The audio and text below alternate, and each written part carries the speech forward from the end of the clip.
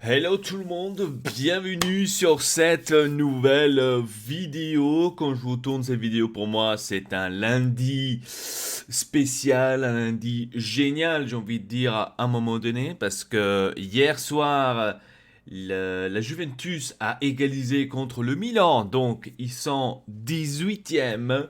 L'Inter a gagné 6-1. Pour moi, on va dire, cette semaine n'aurait pas pu commencer de la meilleure façon possible, j'ai envie de dire. Hein, donc, félicitations, hein, franchement, à la Juve pour cette 18e place. C'est incroyable, vraiment. Génial, génial, génial. Bref, aujourd'hui, on va en parler justement sur les deux matchs. Donc, celui de l'Inter contre le Bologne et aussi ceux de la Juventus contre le Milan. Celle de l'Inter, j'ai pas pu la regarder, je dois vous dire clair et net. Hein, j'ai regardé bien sûr après le match, les actions, etc., etc. Tant que celle de la Juve contre le Milan, celle-là je l'ai regardée hier soir. Vraiment, vraiment incroyable. Bref, bref, bref. Alors on va commencer par l'Inter qui a on va dire, exterminé le Bologne 6-1. Incroyable, incroyable. Je dois vous dire qu'au début de ce match, je ne me l'attendais pas que l'Inter allait marquer autant de buts. Parce que quand le match a commencé, j'allais dire ça va être un match difficile. Bologne va certainement bientôt égaliser quand on était à 1-0. C'est difficile, etc. de tenir ce rythme parce que le Bologne a commencé à sortir, commencé à se montrer. Je me disais, ça va être un match comme celui de Verona. Après, finalement, c'était pas le cas. Je vais dire, finalement, Lautaro Martinez s'est activé. Euh, et j'étais hyper content. J'ai eu un petit peu peur pour Correa qui a dû sortir. Donc à la première mi-temps, je me suis dit merde. Maintenant lui aussi, il vient de se blesser. Donc il va probablement ne pas être disponible pendant plusieurs matchs. De comme j'ai bien compris ce matin, ce n'était pas aussi grave que ça. Et qui pourra probablement peut-être déjà retourner cette semaine. Peut-être. Donc c'est déjà une très bonne nouvelle, au moins pour ça. Et je pourrais dire que au moins là-dessus, on pourrait être rassuré. Euh, Sinon, oui, l'Inter a joué un très beau football. Hein. Donc on voit et on continue à voir un tout petit peu les modifications, j'ai envie de dire, de Simone Inzaghi. Donc que cet Inter commence à jouer correctement, commence à jouer aussi très très bien. Donc on commence à adorer, on va dire, le style de jeu d'Umphries qui s'est réveillé dans ce match. Dumfries, franchement, super content pour lui que enfin son championnat a commencé. J'ai envie de dire, ne mettons pas trop de pression sur ce jeune parce que j'ai vu que énormément de personnes déjà le mettent à côté de Hakimi en disant voilà comment Hakimi a été oublié, etc. Attention. Et lui, là-dessus, il a répondu très intelligemment parce qu'on lui a posé justement la même question en interview. On lui a dit voilà, vous avez fait oublier à San Siro Hakimi, etc. Et lui, il a répondu très diplomatiquement. Hakimi, c'est pas là. Il n'est pas là pour être oublié. Il est là pour être rappelé parce qu'il a fait quand même des énormes choses ici à l'Inter. Moi, je suis ici à l'Inter pour gagner et pour donner le maximum. C'est vraiment une réponse d'un champion, j'ai envie de dire, à ce point-là. Parce que beaucoup d'autres joueurs auraient pu probablement répondre autrement. Mais Dumfries, il reste avec les pieds par terre. Et c'est ça ce que je voulais vous dire. Restez avec les pieds par terre, les amis. C'est pas parce que avec un match que tu fais bien, tout à coup le joueur devient une superstar. Dès qu'il fait un match de merde, le joueur devient une merde. Donc restons quand même zen. J'ai vu par exemple Tonali. Tonali est un exemple extraordinaire chez Milan. Hein, aussi, la dernière fois, Tonali avait fait un bon match, tout le monde était en train de l'exalter, tout le monde était en train de dire avec Tonali, Tonali, meilleur di Barella, donc meilleur que Barella, etc., etc. En fin de compte, Tonali est redevenu le joueur médiocre qu'il était avant. Donc hier, contre la Juventus, n'a pas fait énormément ou presque rien du tout. Donc c'est moi pour dire. Hein. Donc arrêtez de donner cette pousse vers le haut, cette même pression pour ce joueur, pour dire oui, mais il est comme lui, il est comme lui. Restons zen, on ne peut pas égaliser, on ne peut pas mettre à côté des joueurs anciens avec des joueurs nouveaux. Parce que j'ai vu aussi Dzeko, la même chose. Hein. Dzeko était critiqué le match passé contre le Real, maintenant contre le Bologna, Dzeko est devenu meilleur que Lukaku. Donc seulement pour vous dire, arrêtez de mettre toujours, il faut arrêter toujours de mettre les deux choses de côté. Hein. Je vois même énormément de publications, par exemple dans les groupes Inter, enfin des fans de l'Inter, critiquer ou encore commenter des prestations de Lukaku à Chelsea. Est-ce que c'est intéressant? Non. Est-ce qu'on doit le suivre? Ben non, les amis. Donc, je ne vois pas non plus cet intérêt pour Lukaku, pour dire, oui, vous avez vu, Chelsea a gagné 3-0 contre Tottenham, mais Lukaku n'a pas marqué. Mais qu'est-ce qu'on s'en branle? C'est pas à nous que ça pourrait nous aider, ses buts ou ses prestations. C'est encore mieux s'il fait des prestations médiocres et nulles. Donc, pour moi, après, il y en a certains qui disent j'aurais préféré Lukaku à la place de Dzeko, pourquoi Lukaku n'est pas là, etc. Sans oublier que c'est Lukaku même qui est parti. Mais sur ce sujet-là, on a déjà parlé, donc je n'ai pas besoin de vous redire encore une fois les mêmes choses à chaque fois dans chaque vidéo. Lukaku, c'est le passé. Hakimi, c'est le passé. Chez Hakimi, on pourrait dire malheureusement, parce qu'Hakimi, c'est quelqu'un qui voulait rester, ça on le sait. Il voulait rester, mais malheureusement, la société l'a dû vendre. Tout simplement parce que à ce moment-là, Lukaku ne voulait pas partir. Hein. Donc ça aussi, il faut mettre en compte. Hein. Je crois que je vous avais dit ça aussi. Donc on peut prendre les deux différemment. Hein. Donc il ne faut pas donner la faute à Hakimi, il ne faut pas donner la faute parce qu'il n'est pas là, etc. ou à la société. Le moment-là, la situation-là était tout simplement comme ça que Hakimi aurait dû être sacrifié. Point barre. Donc sur ça, c'était vraiment une belle réponse de la part de Dumfries.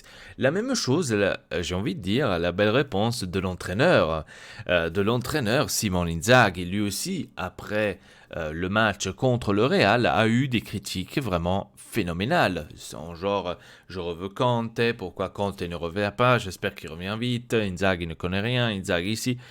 Et maintenant, contre le Bologne, tout à coup, Inzaghi est devenu un phénomène, le meilleur entraîneur du monde. Soyons zen, restons zen, arrêtez de mettre la pression. Inzaghi, son jeu est beaucoup plus beau que celui de Conte, j'ai l'impression. Je vous l'avais dit déjà depuis le premier match. Pour moi, cet Inter, cette année, est beaucoup plus forte que celle de l'année passée, avec ce jeu-là extraordinaire de Simone Inzaghi. Tout simplement, chaque entraîneur est bien évidemment différent. Hein. Donc, chaque entraîneur a sa façon de jouer, a sa façon de motiver les joueurs, a sa façon aussi de faire les changements, etc. Déjà chez Inzaghi, la première anecdote que j'ai envie de dire positive, c'est que il fait au moins les changements à temps. Ça, c'est déjà pas mal. Parce qu'avec Conte, qu'est-ce que c'est Vous vous rappelez à chaque fois que je m'énervais dans les vidéos. Le problème numéro 1 chez Conte, c'était les changements qu'il les faisait trop tard. Qu'à la 90e minute, pratiquement, il mettait encore des joueurs. 80e minute, il commençait à faire les changements. À 10 minutes de la fin. Donc voilà, donc c'était là le problème chez Antonio Conte. Là, on n'a pas ce problème avec Simone Inzaghi. Simone Inzaghi fait les changements quand il doit. Certes, contre le Real, je peux vous donner raison que contre le Real, il a raté les substitutions, il a raté les changements. D'accord, je peux vous donner complètement raison sur ça. Mais de dire à ce point, oui, mais Antonio Conte était mieux. Je vous dis que non, parce qu'Antonio Conte, contre le Real Madrid, l'année passée, il a complètement foiré, j'ai envie de dire. Vraiment foiré. Parce que Lukaku n'a pas marqué d'ailleurs. Il n'a pas touché un seul ballon l'année passée contre le Real. Donc cette année, on a vu Dzeko, au moins il a tiré 3 tirs minimum contre le Real. Donc vous voyez quand même la différence. La différence de jeu aussi de Inzaghi à Conte, c'est tout simplement l'attaque. Je ne sais pas si vous avez fait attention, j'ai remarqué ça hier, avant-hier, contre le Bologne. La différence est l'attaque. Comment je peux vous expliquer cela? Avec Antonio Conte, en fait, quand ils allaient vers l'attaque, il y avait les latéraux qui montaient avec automatiquement. D'accord? Donc ça allait tous en attaque. Donc avec un Simone Inzaghi, les latéraux ne vont pas tellement en avant, mais ils restent un tout petit peu retrait pour que les milieux de terrain avancent mieux. Ça c'est, je sais pas, faites attention une fois de la façon comme on joue l'Inter et vous allez voir la différence entre Conte et celle de l'Inzaghi. Laquelle je préfère mieux? Bah, je préfère mieux celle de Inzaghi, je dois vous dire sincèrement. C'est pas parce que maintenant, attention, je ne suis pas contre Antonio Conte et parce que maintenant Antonio Conte est parti et que je dois tout minimiser de tout ce qu'il a fait. Absolument pas, parce que je suis bien évidemment reconnaissant de ça ce qu'il a fait et de ça ce qu'il a gagné avec l'Inter. Mais tout simplement, si je vois une amélioration de l'Inter et une amélioration bien sûr de son jeu, je peux tout simplement vous dire que je suis hyper content et c'est comme ça que je voudrais l'Inter. Pourquoi? Parce que l'Inter maintenant, je vous l'avais dit dans la première vidéo, joue beaucoup mieux, joue beaucoup en équipe et ça c'est très très très important pour un groupe comme l'Inter. Par exemple, contre le Real, on n'a pas mérité de perdre. Je dois vous dire clair et net, on aurait mérité même de gagner. Mais des fois, vous savez, le football, le ballon tourne d'une façon que tu ne peux pas tout simplement gagner tout le temps. Et ça, c'est ce qui est beau aussi dans le football. Donc, chapeau à cet Inter. Si je devrais dire homme du match, peut-être de cet Inter, franchement, je ne sais pas quel choisir, mais je dirais comme ça... sans avoir regardé maintenant à 100% bien sûr le match, je dirais Dumfries. Je mettrais quand même comme homme du match parce que chaque action, il était là. Chaque action, il était au rendez-vous. Donc, quoi dire de plus? Certes, c'était un seul match. Je voudrais qu'il fasse ça pratiquement dans tous les matchs pour que je puisse dire ok, Dumfries a fait oublier Hakimi. Un seul match, je suis désolé, ça me ne suffit pas. Maintenant, il y aura les prochains matchs qui vont enchaîner, hein, donc l'une après l'autre. On va faire doucement là-dessus, parce que là, maintenant, ils vont arriver les premiers gros calibres. Donc, il y aura Fiorentina, la prochaine équipe. Attention à ne pas sous-estimer la Fiorentina. Cette année, la Fiorentina calcio champagne, la Fiorentina. Donc, faites attention à cette équipe. Donc, c'est d'ailleurs le prochain adversaire. Fiorentina, ensuite il y aura l'Atalanta, si je ne me trompe pas, le week-end. Ensuite, on a justement le rendez-vous Champions League contre le Shakhtar Donetsk. Et le week-end là, on a, si je ne me trompe pas, je n'ai pas envie de vous dire des conneries, la Lazio. Je vais quand même aller vérifier de plus près, bien évidemment, sur l'application OneFootball. Je ne suis pas, bien sûr... sponsorisé par le OneFootball, pour ceux qui ne l'ont toujours pas compris. Mais je regarde toujours là-dessus parce que c'est une application que j'aime bien. Donc, voilà, c'est pour ça que je vous dis ça. Alors, on a Fiorentina, comme je l'ai dit, Atalanta, juste après, donc 4 jours après, à 18h. Sassuolo, il y a au milieu, c'est vrai. Je me rappelais qu'il y avait quelque chose au milieu. Sassuolo, il y a au milieu. Ensuite, il y a la pause des matchs, malheureusement, des nationales. Et ensuite, on joue contre la Lazio. Après la Lazio, on va jouer contre la Juventus. C'est pour ça que je vous dis, il y a des matchs qui vont s'enchaîner. Et c'est là que peut-être on pourra voir réellement le potentiel de cet Inter. Donc pour l'instant, je suis hyper content qu'on est premier avec le Milan. Mais d'ailleurs, c'est nous les premiers parce qu'on a plus de buts. Mais maintenant, ça reste à voir, maintenant ces prochaines semaines, vraiment le potentiel de cet Inter. Surtout contre la Lazio, je crains, parce que contre la Lazio, il y a énormément d'absents, comme j'ai bien compris. La Toro ne sera pas là, Correa ne sera pas là, et plein d'autres joueurs. Sanchez, je crois, il fait partie aussi, qui ne sera pas là, parce qu'ils vont tous partir en national. Et donc, pour revenir pour le match de la Lazio, ça ne pourra pas être possible qu'ils reviennent à 100%. Et donc là, c'est déjà problématique. Sur le sujet national, j'avais envie de vous faire une vidéo, mais je pense qu'on va le faire très prochainement. Je voudrais faire cette vidéo-là, certainement avec Friganja. Voilà, donc je vous tiens donc au courant. Voilà, c'était tout pour l'Inter. On va parler maintenant vite fait de la Juventus contre le Milan hier soir. Alors, si je dis que la Juventus hier n'aurait pas mérité de perdre, je pense que je dis quelque chose de juste. Je pense que les supporters de la Juve peuvent me dire probablement la même chose. La première mi-temps, la Juventus a surdominé le Milan. Le Milan ne comprenait rien du tout. Ils étaient absents dans ce match, mais vraiment absents dans le match. Je me suis dit, la Juventus, elle continuera comme ça, elle va faire au moins encore 2-3 buts. Donc si la première mi-temps, la Juventus aurait terminé 3-0, personne n'aurait dit quelque chose, je vais vous dire clair et net, ils avaient des occasions de malade, ils jouaient pas mal, ils étaient toujours sur le ballon, ça c'était très important, le Milan n'arrivait pas à construire, dès qu'ils avaient le ballon, ils le reperdaient tout de suite, Quadrado faisait très très mal, là, au milieu, là de côté, donc il était partout Quadrado hier soir, Dybala aussi de son côté, la première mi-temps, était vraiment pas mal. Certes, le premier but, quand ils ont marqué la Juventus, je me suis dit, ça y est, ça donne un énorme coup à une équipe comme le Milan. De prendre tout de suite un but à la 3e minute, ça va prendre un coup énorme, je me suis dit. Surtout parce que c'était une contre-attaque et je n'ai pas tout à fait compris la défense du Milan. Pourquoi elle était positionnée aussi mauvaise sur ce but. Je me suis dit, hallucinant quand même, hallucinant quand même. Après la deuxième mi-temps, les amis, le Milan a commencé à créer un tout petit peu de jeu, mais je dois vous dire que le Milan n'a pas fait ces choses extraordinaires non plus à la deuxième mi-temps. Donc c'est pas parce que maintenant la deuxième mi-temps est rentrée que tout à coup le Milan est devenu le nouveau Real Madrid. Non, pas du tout. Le Milan n'a pas fait ces choses extraordinaires. Je dois vous dire que même Szczęsny, la seule chose qu'elle a sauvée, c'était à la fin du match, où il a sauvé une balle incroyable. Sinon, pour le reste, le Milan n'a pas fait ce match énorme, on va dire, en deuxième mi-temps. Certes, ils étaient beaucoup plus solides, ça il faut le dire.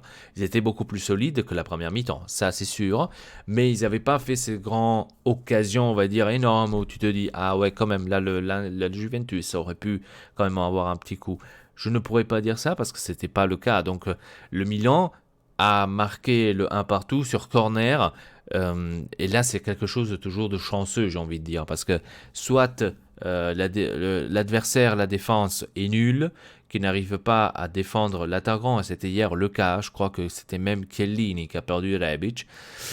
Ou sinon, c'est toi qui as de la chance et que tu sais tirer les corners. Donc c'est l'un des deux. Et donc hier j'ai vu une Juventus égalisée, mais égalisée mal, j'ai envie de dire, égalisée mal. Donc pour ceux que peut-être sont en train de fêter, oui, la Juventus 18e, parce que je vois énormément de personnes dire oui, la Juventus cette année va probablement même pas se sauver, ils vont aller en deuxième ligue.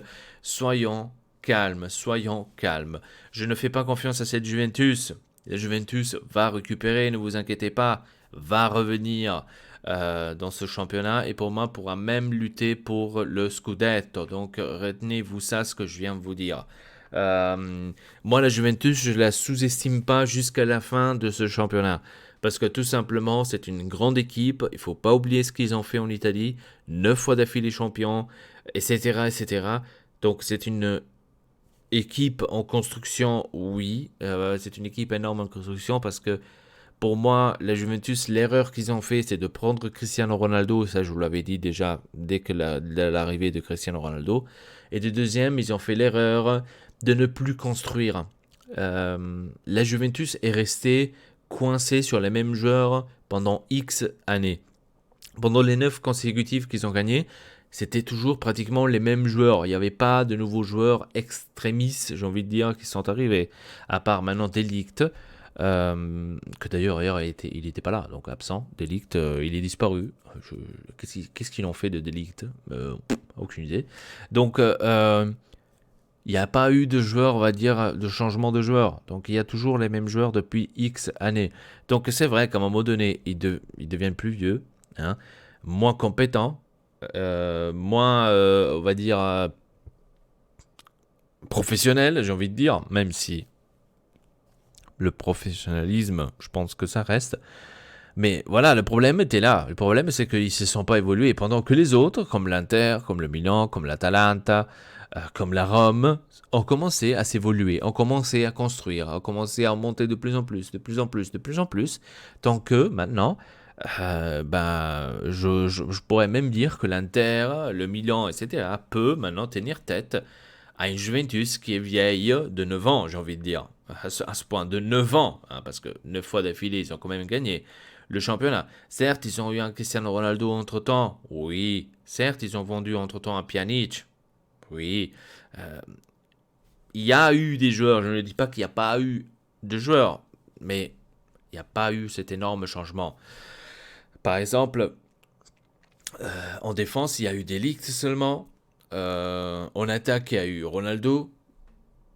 Et après, pour le reste, ils avaient changé, ils avaient essayé de changer les latéraux en mettant Arthur du Barcelone. Maintenant, tout à coup, Arthur du Barcelone n'est plus bon. Il n'est plus utilisé, d'ailleurs.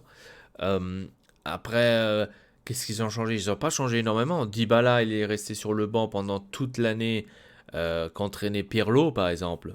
Il n'a pratiquement jamais joué, Dybala. Bernadette, ils l'ont aussi sur le banc et ne jouera jamais aussi dans cette Juventus. C'est seulement des exemples, mais il est toujours là. Donc on parle des joueurs qui sont là depuis X années dans cette équipe. Donc je pense que la Juventus actuellement est dans une révolution et en même temps avec des dettes. Hein. Je ne sais pas si vous avez lu. La Juventus a une dette de 200 et quelques millions. Euh, c'est pas étonnant, j'ai envie de dire. C'est pas étonnant, je le dis déjà depuis quelques semaines à un pote Juventino. Juventino. Donc, je lui dis, vous avez pas d'argent. Il voulait pas me croire. Non, t'inquiète, c'est pas vrai. Non, t'inquiète, c'est pas vrai. Et voilà, qui est sorti. Une dette de 200 et quelques millions. Ronaldo fait mal. Ronaldo fait mal, bien évidemment. Mais ce qui fait mal, c'est le Covid. C'est facile de donner la faute, on va dire, à Ronaldo. Mais il ne faut pas oublier qu'il y a eu le Covid. Il ne faut pas oublier que la Juventus est l'une de ces équipes qui a son propre stade. Donc quand il n'y a pas de personnes qui rentrent dans le propre stade, il n'y a pas de rentrée propre qui rentre dans tes caisses. Donc ça fait amplement différence. Pardon. Bref, c'était tout pour cette vidéo. Abonnez-vous à la chaîne, on t'accèle pas. Dites-moi dans les commentaires comment vous avez vu donc ces deux matchs. Voilà, rendez-vous très bientôt. Hein. Il y aura déjà les prochains matchs mardi, mercredi. Et j'ai hâte de voir donc l'Inter continuer dans ce championnat. Bien sûr, j'espère à ce niveau. Hein. Bref, à la prochaine. Votre Elpa. Triple peace.